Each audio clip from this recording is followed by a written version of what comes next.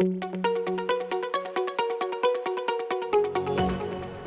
everyone. Welcome back to another episode of the Ramos Law Difference Makers podcast. I'm Dr. Jim Hoven, and it is my absolute pleasure where I get the opportunity every single week to interview, talk with, and get information from people who are making a difference, sometimes as close as our community right here, and other times all around the world. And today is going to be a special treat for you. So I hope you enjoy this.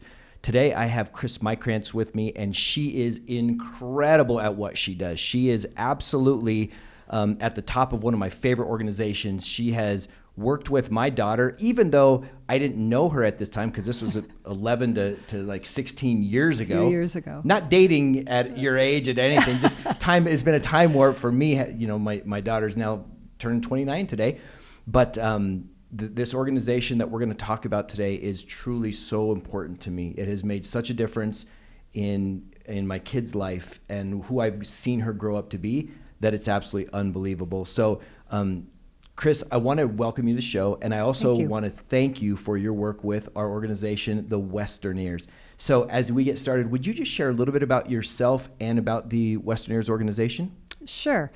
I started with Westernaires as a rider many years ago, longer than your daughter. So back in 1979, I have been instructing and working with it as an adult volunteer since about 87, so several years. We are 72 years old now as an organization based right in Jefferson County, and all our kids that we work with are between the ages of 9 and 19. And so, can you give us some background of what Westernaires is? So it's funny, Absolutely. I was looking through, because I know some, because my daughter was in it for several years. I mean, best I can recount, we were talking about this before the show, and I think it had to be somewhere around 7 to 9 years, somewhere in that zone would be my guess. But when you look at the website, the information, it doesn't give the fullness and the richness of exactly what started this. Do you have some of the history of Westernaires? I do have some of it. I would love to hear that. Back in 1949, actually, our founder, E.E. Weiland, was asked by the county to come up with basically a youth riding club. And so he started the Westernaires. And it's horseback. It's all so people know, yes, it's all horseback. All horseback. Yes. But he wasn't asked to start a horse group. He was asked to start a youth group. We happened to use the horse to develop the youth, because who doesn't like a horse? Who doesn't like a horse? Who doesn't like a horse? That's right. Well, so this is way back in the 40s that this is happening. How long did that progress on the channel or trend it was on? Because I think it probably grew to something more than what the original vision was. Is that fair to say? Because now, I mean, you guys travel around the country and do all these crazy things. It was very much local. It was very much 26 riders doing local little county fairs. And Jefferson County looked a lot different back then than it does now. Much more an agriculture area, as now we are not so much. And over the years, it continued to grow. When I was a member, it had about 500 members. We're just shy of 800 members now. We have 300 brand new kids coming in the end of this month, so it's going to take us up there. And we have 500 volunteers. It is all a volunteer organization. It's moms, dads, it's people whose kids have gone through the organization. The kids have moved on as they've gone to college, onto their adult lives. The parents have stayed. We have a significant number of people who come back as alumni and start instructing and just paying it forward. Right now, my youngest son is in. My oldest has already come back and is instructing, and he's an adult. He's a firefighter. He comes back and instructs. I've stayed, obviously, for a lot of years. And it's a firm belief that I think what keeps it going is it's family-oriented. And not to say you have to have an intact family. You do not. But we draw the family in as much. It is as much, we can find as much for you to do as we can your daughter within the organization. But because we have those kids in those formative years, 9 to 18, 19, right through there, the friendships they make that starts around their love of that horse, they have that common interest from day one, last a lifetime. Absolutely true. I can see it in my own life and how my daughter's life has progressed and the friends that she did make. With respect to the horses, and first of all, I got to ask something. I was looking through the website and checking out information, and you had mentioned that there's, I think you said 500 volunteers to help the organization go. I read on the website that there is one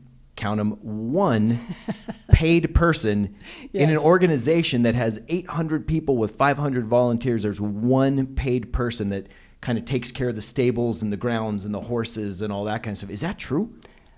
Yes and no. She is amazing. She is also alumni. She takes care of the horses, the day-to-day feeding. If a horse isn't acting right, she's going to call the vet. She's always on premises, her and her family. And then we have a volunteer crew that maintains the grounds, does any maintenance we need. We have people who volunteer to do the cleaning. We have classrooms. We have a museum on site. So we have a lot of buildings. People think of just horses and outdoor arenas, and that's not the case. We are a small city unto itself. So. Man, I see. Now I'm learning stuff that I didn't even know. I've seen a lot of that stuff, but how has it developed over these past 70 years? Because has the organization changed its core values? And these are really important as I think about them. And this is nothing that's been officially stated that I've seen, but it's all about personal accountability, personal responsibility, family, and basically character. Though, if I were picking four things that the Westernaires really, that I watched, that I saw in my participation as a parent, and then my daughter being part, those were it. Has it always been about that, or has that grown and evolved as the connection and the time length has grown and evolved? It has always been about those core values. It has always been about helping grow the youth of Jefferson County into productive citizens. There has always been that strong sense of community, of paying it forward. Our older riders come down and ride with the younger riders a couple times a year just to be their mentors. It has always been about that community. And when you're looking, so now take a different direction. How many horses do you guys have as part of the program? Do you know? I should. I believe we're at 180 some riding horses, 40-ish on our ponies, and a handful of draft horses that pull our wagons and pull the cannon in and stuff. Because when I drive by there, I still have occasion to drive by there now, and you just see all these beautiful animals. And they're literally now, like you say, Jefferson County is not the same place that it was back when this organization started. It's in the middle of the city. It is. We have some very big houses up above us now. Yes. That I'm not sure they knew what they were getting into when they bought. They don't think they realized quite the extent of our activities out at the fairgrounds. And it's important to know, I don't know if your daughter owned her own horse. You don't have to own your own horse to be a member of Westernaires. And we have made sure that it is available for almost any financial situation. It's $25 a year to be a member. That's it. You know, the incredible thing to me was that, because I lived in the city, and owning a horse is a big deal. It is. You can't just, it's not like a dog, right? Oh, well, let's bring the horse inside and you got to have space, and there's specific needs. And in the city, there's not a lot of those opportunities. And the fact that she didn't have to own a horse, and I didn't have the expense of a horse, and at that or time, the learning curve. And the learning curve of taking care of the horse, it was literally when she started, it was $10 a week for every ride that she did. So if she did 3 rides because she was on 3 teams, then we'd pay $30. But that was for the whole week. And if you look at what it costs to feed a horse and take care of a horse and make sure the horse is healthy, I thought it was the best deal in anything that my daughter could ever do. Having had her in many sports and coached her and all that stuff, to me, the value that she got and that you guys as an organization offered to the community was par excellence. And so the fact that you don't have to own a horse, to me, that is really unique. And I don't know if that's unique among horse clubs across the country, riding clubs like this. It absolutely is unique. Yeah. And if you go out and just want to rent a horse for an hour just to go on a trail ride, you're looking anywhere from $40 to $60 an hour. We're at $15 an hour now. Cost has gone up, Wow, you guys are not holding back. And if that is a problem, if it's a hardship for families, our alumni organization is phenomenal at sponsoring riders. We have a lot of individual members who on the backside will just write a check and slide it in and make sure that if those kids want to be there, we're going to keep them there. We will make it work. Yes, and you always have. You always have. I've never seen a kid turned away from the activity because of cash, but what I have seen, and you can speak to this, if a kid can't buy into the culture, those kids have been turned away. If they Absolutely. And I know that there's a really proud heritage of, this is a place where you don't bring alcohol, you don't bring drugs, you don't bring that kind of stuff in here. This is all about the horse, the team, the commitment to each other. And so I know that there have been kids that have been asked to leave because, hey, listen, you just don't buy into our values, and that's okay, just not here. And we have had kids, unfortunately, that they always get a warning. Hey, this has been brought to our attention, or we've noticed this, we've seen this. How can we help? because this isn't going to fly with us. You need to understand these are the rules, and we stick to them. It's very strict. And many times the kids will settle in. They're going through, they're teenagers, a lot of them. They're just trying things, or something's happened at home, and we're catching the fallout out there. It's rare that we have to repeat our warning and ask a kid to step out of Westernaires. I think in all my years, I have probably had 4 girls I've had to ask step out for whatever reasons. But once you do get in any legal trouble, alcohol, drugs obviously cannot be around something that big. It's not only is it illegal, it's a whole nother level of dangerous. And it's a youth organization. So if you are not acting like a youth with that innocence, I hate to use that word innocence, but if you're partaking in activities that are less than healthy, yes, we're going to ask you to step out. Yes. And I appreciate that. It's like any good team, because for anybody that hasn't seen a Westernaire show, they should Google it, because I'm sure there's plenty of videos or YouTube videos or whatever on. Oh, there are. Because when you see the size and the speed of what these animals are doing with humans on them, and people weaving in and out of traffic of each other and going in circles and spirals and crosses and jumping over things with no saddles, all this stuff, you need to be on point, every bit as on point as any other sport where you could get hurt. And in this case, there's a lot of people, a lot of weight, and a lot of speed. Well, and probably most people may have seen Westernaires and not even realized it. There are very few people in Denver who have not been to National Western Stock Show.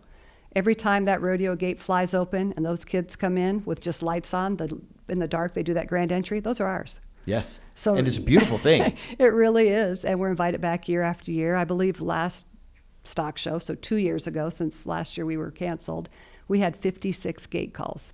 56 times. So those kids were in and out of that arena 56 times. Rodeo side, we had teams in the Mexican Extravaganza. We had teams in with Dances with Horses. We had trick riders in during the Boots and Business, which is right before stock show starts. And we've been with stock show over 50 years. That is so powerful. And every year they come to us and say, hey, you've got the best that we can get. We're not hiring outside. Bring them down. And the kids go down, the highest teams, of course. But they have to progress to that. A lot of these kids don't know how to lead a horse.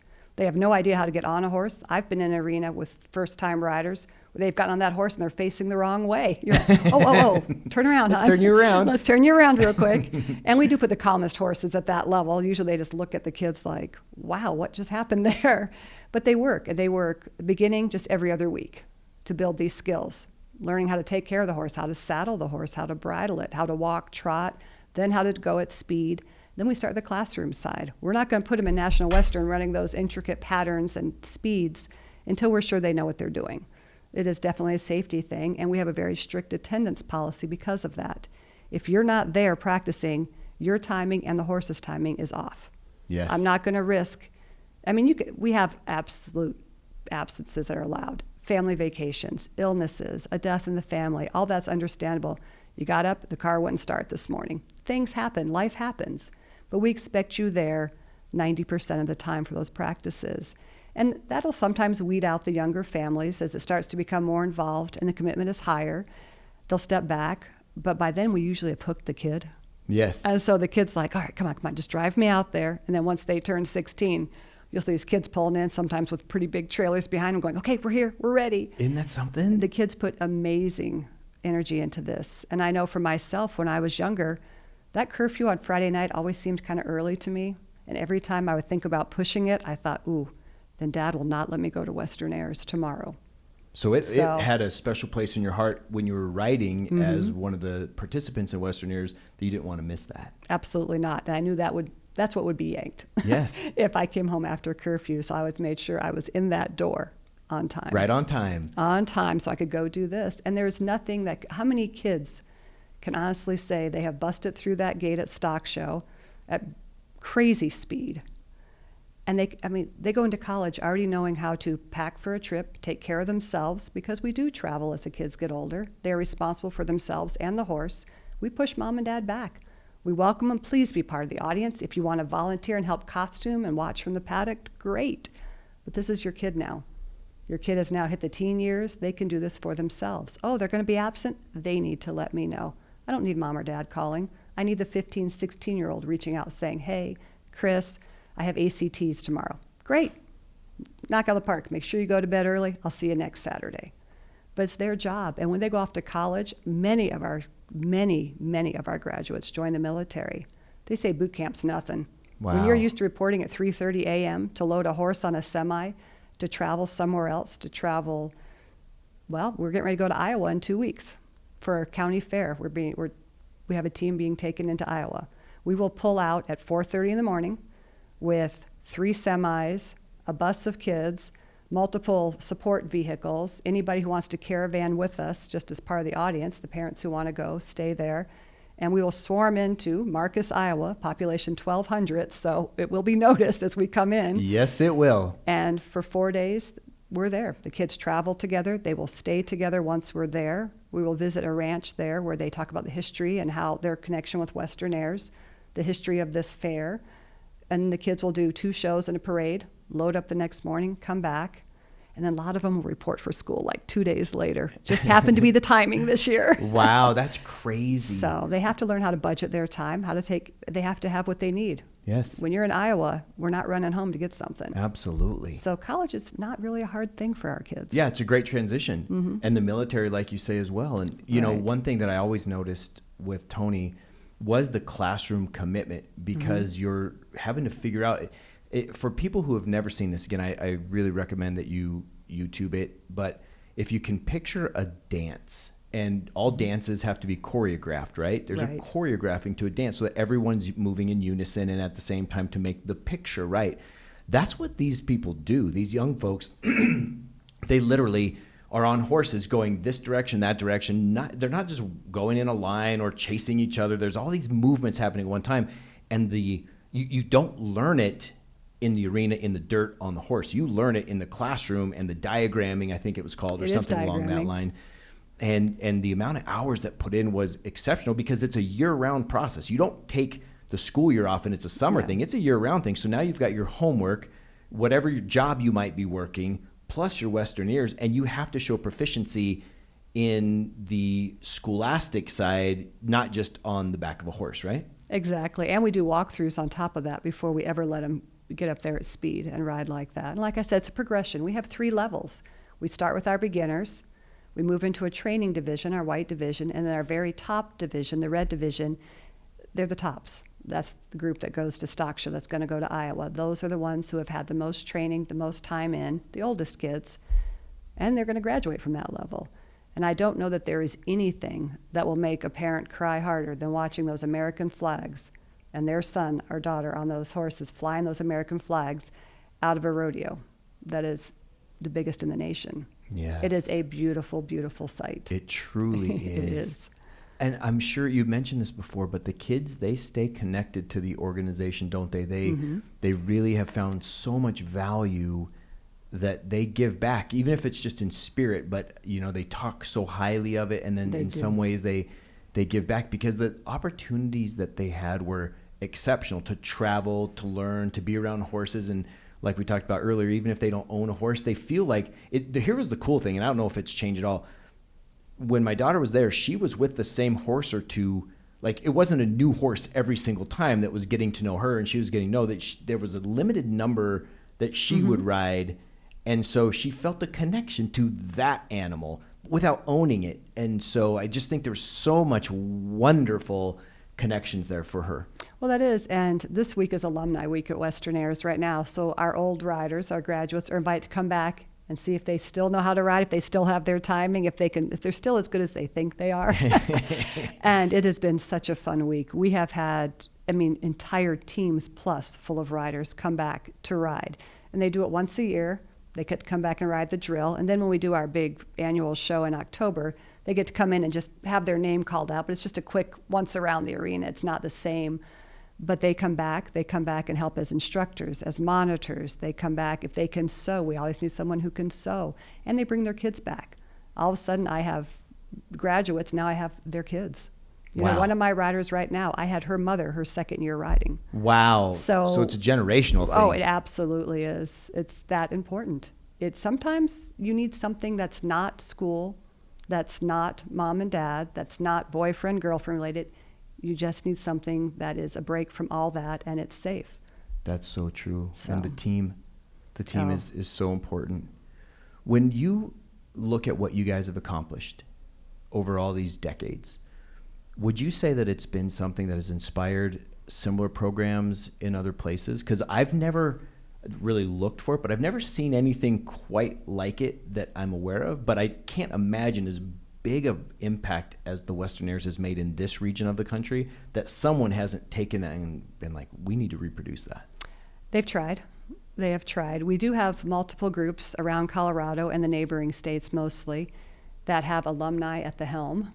So Okay. they know our Westernaire ways, and they start their own riding groups, their own drill teams, but it's just that. It's one drill team. One team. It is not the whole program. They don't start from, okay, this is how you catch a horse and hold the horse, all the way up through, okay, this is, the announcer at Stock Show announcing, okay, you're graduating. This one's going off into the military. Let's give him a good send-off. This one is going to CSU. Let's give him a send-off. This one is already working as, an apprentice with an electrical company.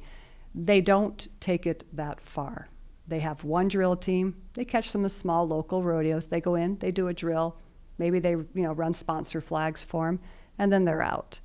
But I have never heard of or seen, and I sit on the board, so we would have heard about it, a organization who is built from the ground all the way up with the breadth that we have in our organization. And, it says something to the roots of the organization. The ability, legacy is one of the toughest things to achieve, and it's not hard it's not hard to get started, even though it's an inertia challenge. Right. It's hard to get to be great, but it's not impossible, but it's real hard to stay great. And when you're talking 70 years of legacy, the leadership, albeit never perfect, has to have done something right to vanguard or act as a sentinel to what's attracting these kids. Because as we know, if you look at the Scouts or soccer or pick any sport, it waxes and wanes, right? It really comes up in popularity and then it'll go down to the next fad thing. Right. And so when you look in a city like Denver, people coming to do a country thing like horse riding that's been there 70 years, I just can't even tell you how much that speaks to the commitment of leadership to keep a vision alive on what this means to the people and their families that are engaged in this process. I think a lot of it is that you get them so engaged and the passion builds. We can't imagine not having it. At some point I will retire and step away. I don't know exactly when that'll be. I hope a long time. Thank you. I've already been there a long time, though. At some point, it's time to hand it over to the younger generation, but we do. When they come back in, we start mentoring them. Okay, you were a rider. You've taken your time off. You've done whatever you need to do. You're settled in. Now you have time to be an instructor or to learn this. We start training them again through instructor classes, through wrangler classes, and we mentor them. We put them in the arena with veteran instructors. And I think when you know the history, and the history is huge at Westernaires, it's not just the history of Westernaires, it's the history of the West. It is something that this generation now can only imagine. It's coming through our eyes. Yes. They have never seen it. And it's very important. Denver is a big city, but when you get out of the metro area, we are very much an agriculture state, and we are surrounded by agriculture states.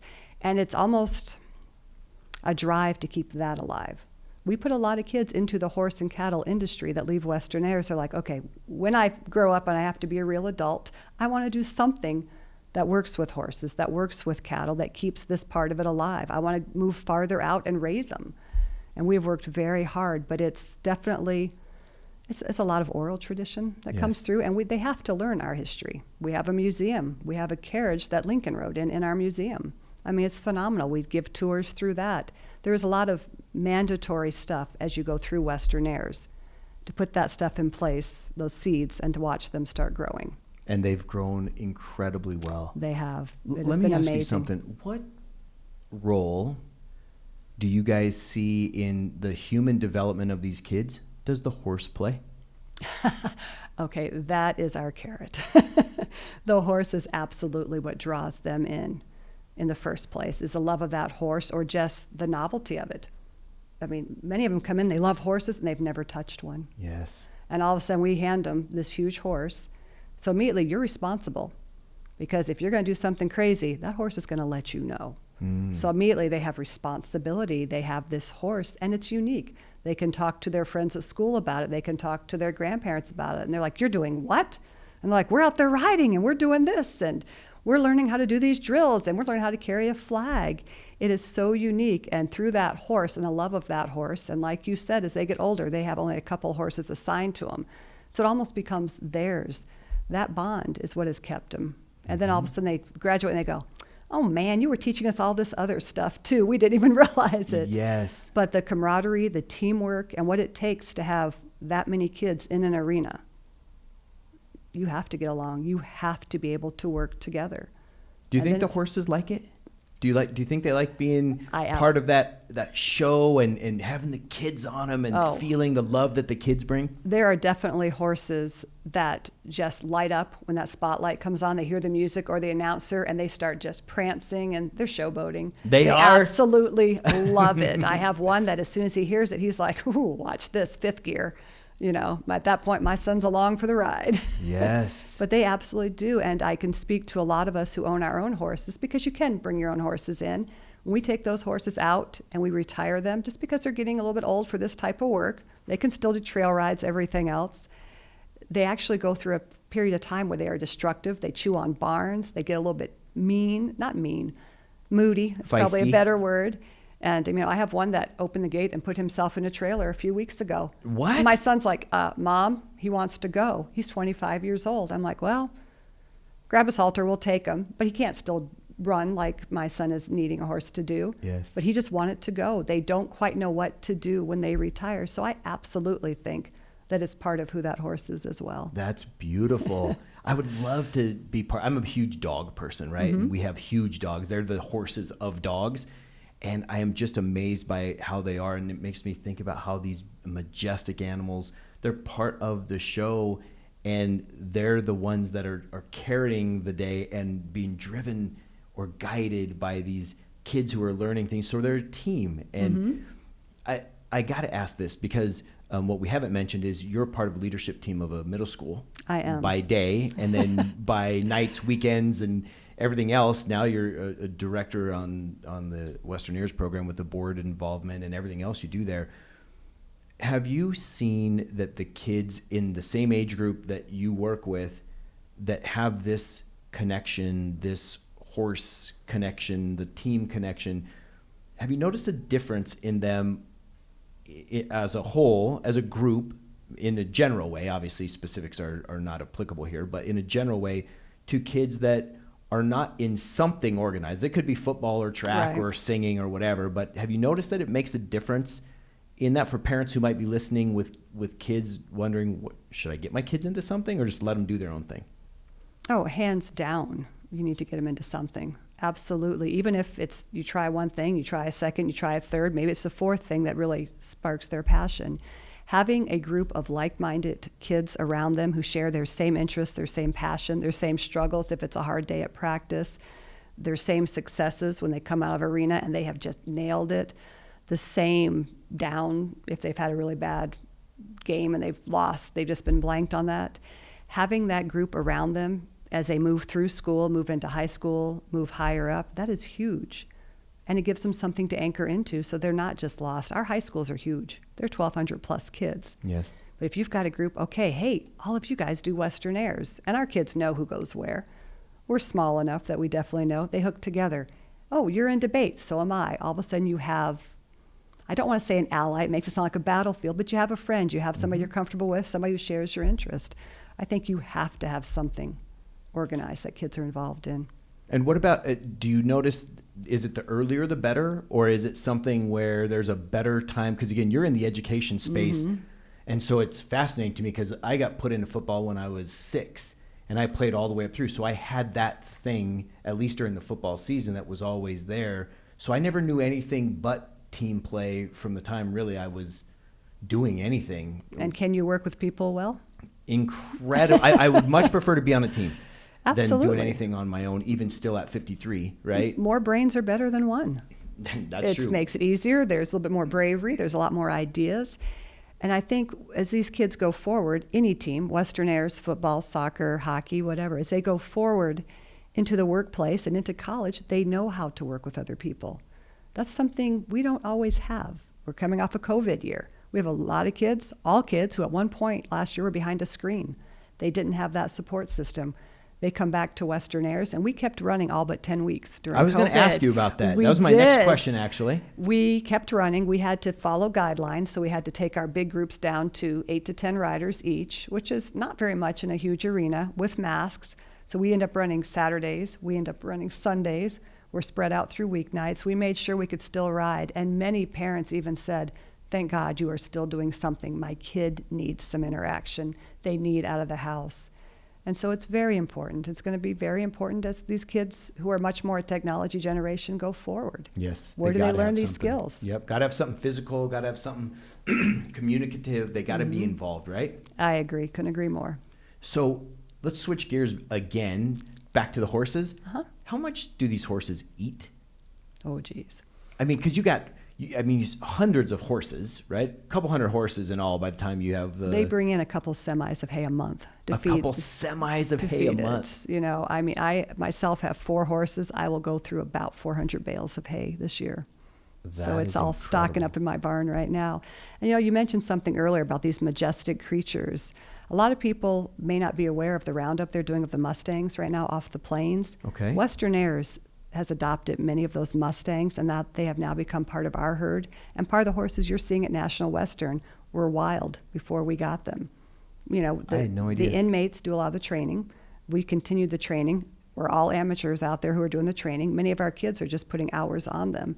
But you'll see them when they run. They have this long brand down their neck, talks about where they're rounded up from, the date, which herd, etc. So we have adopted, as have our families, have adopted many of these Mustangs in. So when you're seeing them run, you are truly seeing something majestic. The Wild West come to life. You're right seeing there. the last of those wild horses being Yes. brought in off the plains. Oh. So Well, and I was just going to ask, my next question was, how does Westernaires choose a horse? Do people donate horses? But obviously now we know that they get a lot of them. we need horses right now. So many different ways. We go to the sales. We hear about private sales. We go to the big sales. We go to auctions. We've adopted Mustangs. Every now and then somebody will say, look, I have a horse. My kid has grown and gone off to college. I have a horse that's still only 10 years old, needs a job. As long as they pass the vet check, we'll take them. On occasion, we've had a couple that have actually dumped horses on us. Oh, wow. Well, the caretaker will go up the next morning and say, there's an extra horse here. And that, it may sound like, great, we got a free horse, but is the horse in good health? Has it had its vaccinations? Because you've now just put it in with our herd. Yes. And just keeping everything vaccinated and keeping all that done is a massive undertaking to I can manage our imagine. herd. Yes. We have one lady who manages the herd with a lot of helpers. And is the herd all in one place, or do you... They are all at Jefferson County Fairgrounds. Yes. We have a lifetime easement on 20 acres out there. We own 5 of them. Matter of fact, I think the original fort, which we're sitting on now, we were founded in 49, started using the fairgrounds in 54. So in 59, that land, 5 acres of our fort with it's our caretaker's house, our classrooms, our museum, is all behind the fort walls. That is ours. Then we have 20 acres that we have a lifetime easement on. That we have our arenas, indoor and outdoor, the parking, the trailer parking, the car parking, areas for walkthroughs, areas. And people don't always realize not everything we do is on horseback. Obviously, everybody is on a base team and riding horses. We have a lot of ground specialties. We have kids that can crack those 10-foot whips. That's right. Yes. I forgot all about They that. can do it with Yes. fire on them now. You probably haven't seen the new I fire have not show. seen that. It's amazing when that fireball comes off. We have kids that twirl batons. We have kids that do fancy trick roping. We have let me rephrase that, make sure I'm saying it correctly. We have interpretive Indian dancers who are so good, they have been invited to the powwows. As an exhibition team, they know that we are strictly interpretive dancers. It is not our heritage. The kids in those teams have to learn the heritage. They have to make all their own regalia, and it can be 10,000 plus feathers and beads. And Wow. They have to know the history. Anything we do out there has a history, and it's part of the classroom. You have to know the history. Well, you've been in this 40 years, roughly. Thanks for that. Yes. Which means you know it well, but there's a reason why have you committed 4 decades of your life to this thing? What does it bring you? Well, during school, if you had rough times or falling out with your best friend, you still had Westernaires. It was something outside of there. If you're not a great athlete, that horse can be your athlete. And it's brought me in there. And when I didn't know how to leave it initially, so I came back as an instructor. And as an instructor, I watched those kids. I watched the lights go on. I watched them start discovering that same energy that I had discovered through the organization. And I just couldn't quite step away. And it's probably why I went into education, end up in the classroom. I was teaching at Westernaires and doing that type of role long before I went into a classroom. Oh. And I've had over 20 years in a classroom. But it's just seeing those kids grow and develop that passion. And you know, the greatest compliment I've ever had any kid give me, and she was graduating, she said, "We ran a good drill." I said, "You guys ran an excellent drill." She goes, "But that's not it." She said, "Chris, you taught me to have a voice and confidence. If we can grow," I mean, I teared up. I was a mess. Yes. But they were already all graduating, so I was already a mess. But when they can say something like that they're coming out of here having found their voice, knowing how to advocate for themselves, they have confidence in trying new things, that's way past a horse. Oh my goodness. So Is there, do you guys track percentages of what happens to the kids after? How many go to college? How many go to the military? we have just started doing that as we've gone after some grants and stuff that have required that. And right now we are 100% high school graduation. We know that because it's a requirement. If you don't stay in school, you can't stay in Westernaires. Yes. So even through rough patches in school, and there are times parents will say, they're sitting in the bleachers watching because their grades have, they're down, and they'll bring them back up.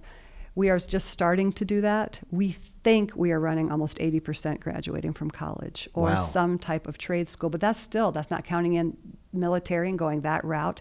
It's not. There's other routes to go besides traditional college. Because I could So. see the discipline that it takes to go through Westernaires from, if you go through the process, and then there's no, correct me if I'm wrong, nobody's jumping into Westernaires their senior year Correct. of high school and saying, "Oh, this is a 1 year thing." After age 13, you're too old to join. Right. So you're got to be in there for 5 years plus. Easily. And if you're learning what you're learning in that institution, that process, you could be a great entrepreneur because you're getting discipline, you're getting structure. So who cares if you go to college?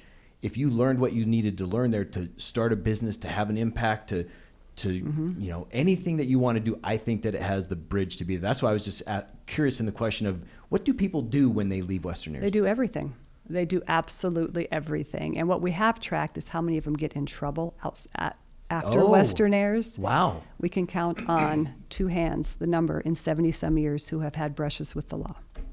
It is such a deterrent. And several years ago, Senator Ben Nighthorse Campbell went to the House Appropriations, and we had a huge grant come our way from Appropriations for what we do, because he billed us as the #1 deterrent of juvenile delinquency in Jefferson County. Wow. So we do have a team named after him. We did appreciate that. We built a beautiful indoor arena as well with part of that. But we have local legislatures involved. They know who we are. They come to our shows. It's a village. It takes a village. You can't do it by yourself in this world. Yes. You absolutely cannot. Do you guys ever look at, or has it been considered to make Westernaires an extension to an at-risk group of youth? Or is it a pure, hey, we want to come in, we want to join? Because I could see that there could be benefits on both sides, right? Like if you had a kid that went to before the court, and the court said, you better turn it around or you're going to end up in a lifetime of jail.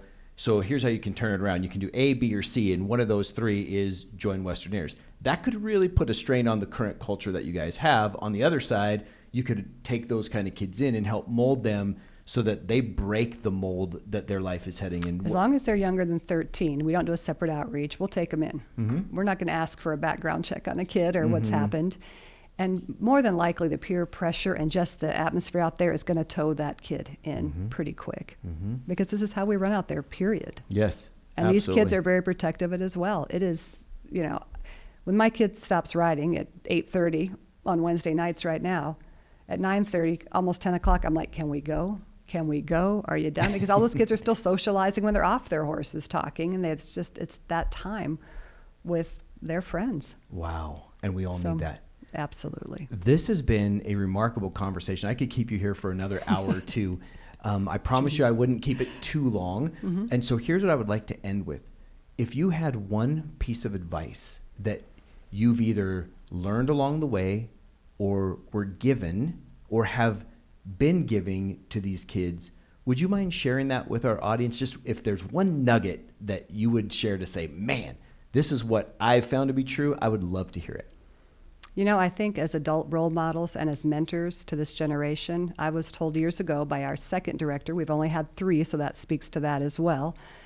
He told me, he says, if you're good at your job, if you're a good leader, you will find out what every single kid is good at, because every kid is good at something, and it's your job to find it. Man. And when you can find it and bring that out of the kid, because they may not know what that is, it's amazing what you can accomplish. And how do you find it? How do you, as a good leader, what do good leaders do? How do they dig in and how do they peel back the layers to find what that kid's good at, especially if it's not uber apparent? Just over time. It's the casual conversations. The kid who doesn't, chime in when we ask something, all of a sudden when they're cooling out the horse, that's the kid I'm walking next to, going, hey, where do you go to school? It just starts with those little conversations. It's building those relationships. Wow. Relationships are everything. We talked about today relationships. Both my businesses. Yes. We talked about relationships with horses, relationships with each other. One quick thing that I would like to close with, it didn't hit me till what you just said.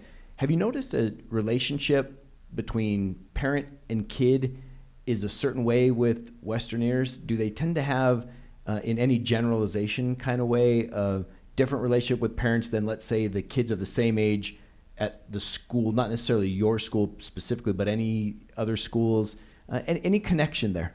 I think there's more of a connection because the parents don't come in the schools. The kids are on their own. The parents, we invite them in, we will train them, if you want to volunteer, we will find something you can do.